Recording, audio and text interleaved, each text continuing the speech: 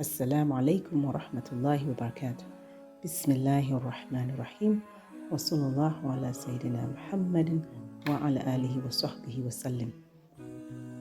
It's day 5 in our International Women's Day series, and we are reflecting on divorce.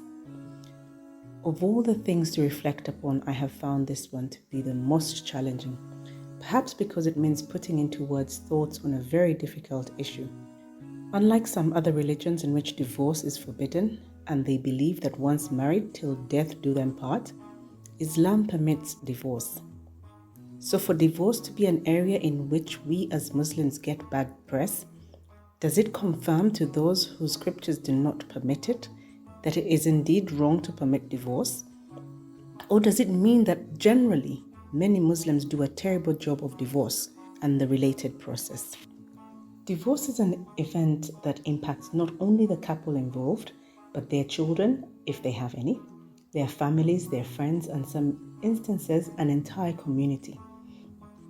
The factors that lead to divorce are often the same, but presented differently and uniquely based on the couple's circumstances.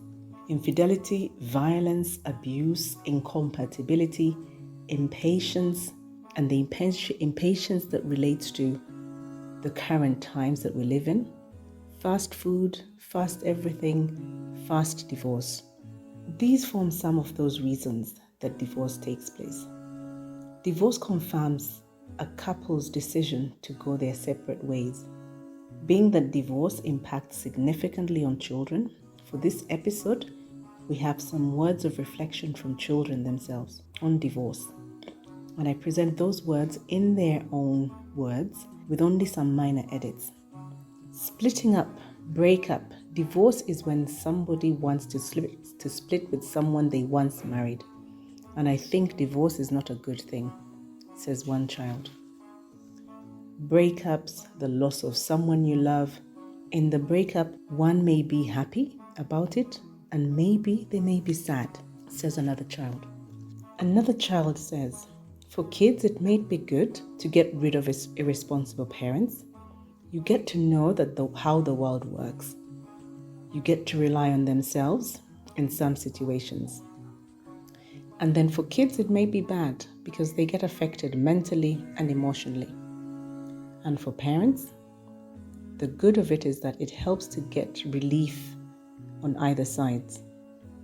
The wife gets 50% of the husband's riches. And there's a smiley on this one. But the bad impact on the parents is that some take this as a big deal, resulting in fights and emotional breakdown. That's one child.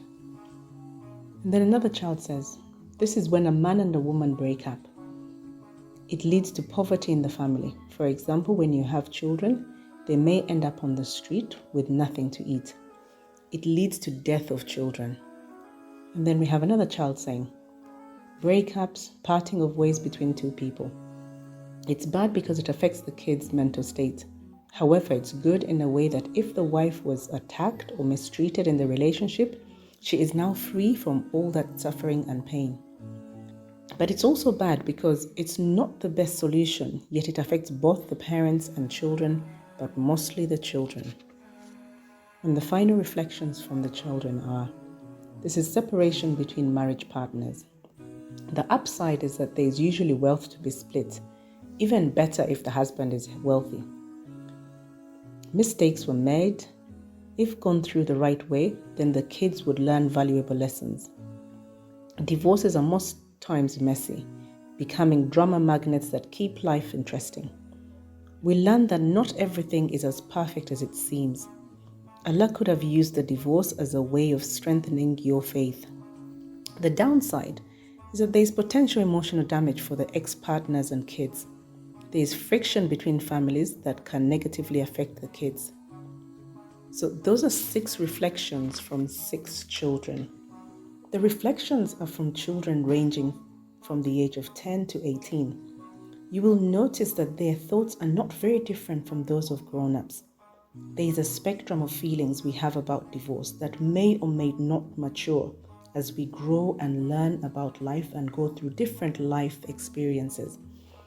You may have heard from some of the children's words that almost irrational expression of doom presented by the idea of divorce, that it leads to the death of children. This is rather dramatic and irrational. However, it is what the child feels. Similarly, from the children, there are some mature thoughts about divorce being a matter, if handled well, could be a good thing, but is also fraught with risk of damage to all those involved. As grown-ups, our range of feelings about divorce is not different from the ones of these few children. Some of the women activist groups seek equitability in situations of divorce. So with what follows, you will unmistakably see a need for us as Muslims to jump into the action with these groups, as success on all fronts that result in equitable divorce will lead to improvement in society's emotional, mental, and spiritual health, and ultimately to well-balanced, well-adjusted children. As a permitted act, why does Islam get bad press about divorce?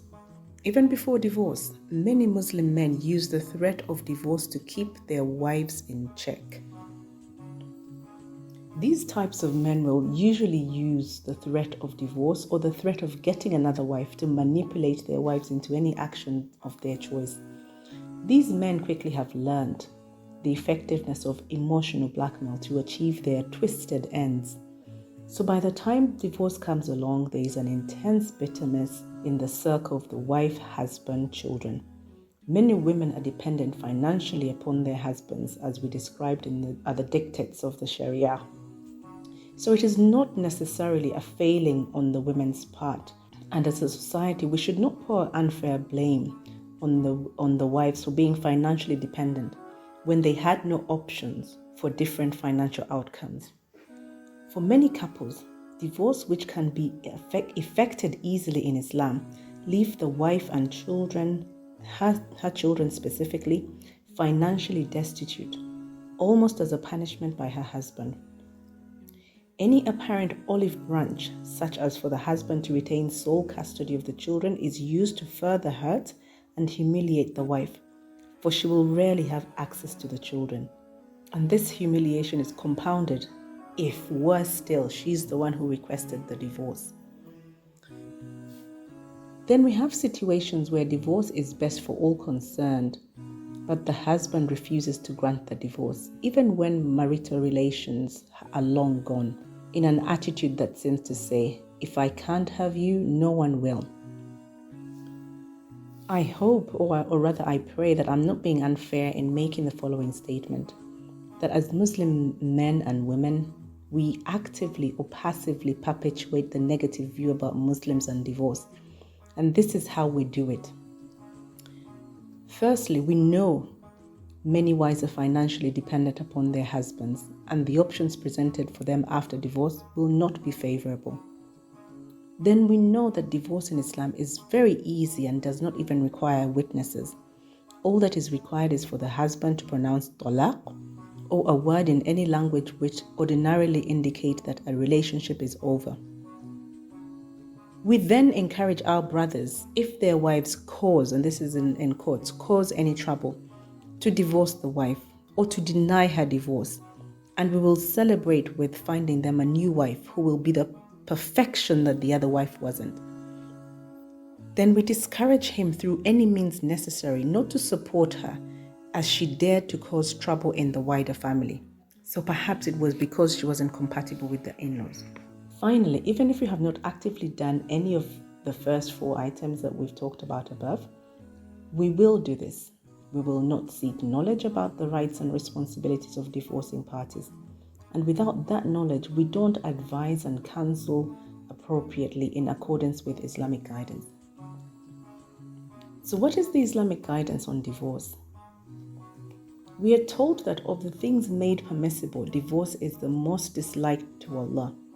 This indicates that divorce should not be the first option of solutions available.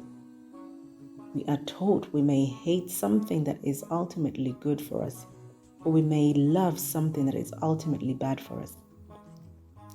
Despite divorce being disliked by Allah, He set out detailed guidance on how and when to effect it.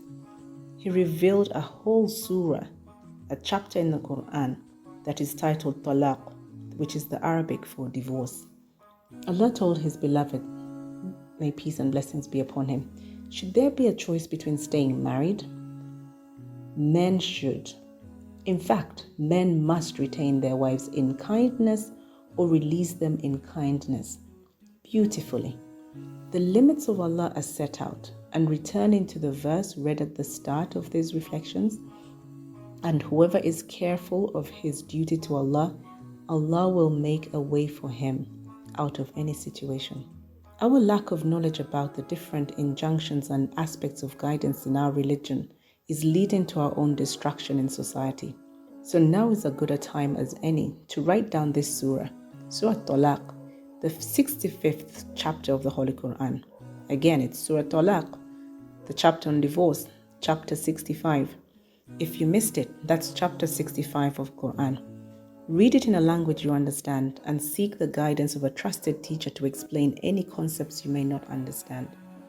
When divorce happens, as Muslims, we have to approach it whilst never forgetting our purpose on earth, to worship Allah, that we may have to obey His commands and control, if not quash, our whims and desires if they're contrary to His law.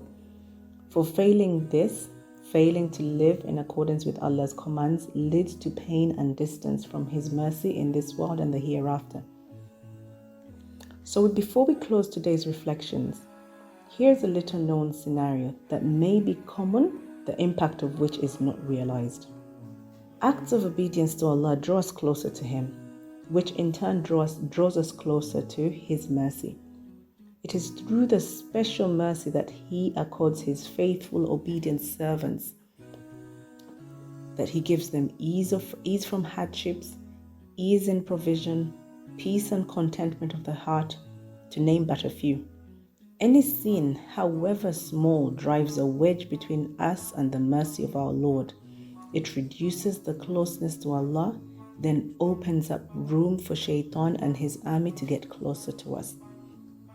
This reduction in closeness to Allah is what happens when Muslim men and women live together without being married. The sin of relationships outside of marriage reduces the barakah in the lives of the couple and in the lives of any children they may have. These relationships may be that the couple has never had nikah done, so they were never married, or worse, that they were married, but because of the quick tongue of the husband who pronounced divorce upon his wife in a moment of high emotion, they are no longer married and neither of them realized it. There has been plenty to reflect upon today, so may Allah the Opener open the doors of understanding and wisdom for us. As we lead up to the celebrations of International Women's Day this year, let us commit to learn and support our Muslim brothers and sisters through divorce so that they are pleased with their Lord and He is pleased with them. Let us become activists on this issue for Allah's sake. Assalamu alaikum wa rahmatullahi wa barakatuh.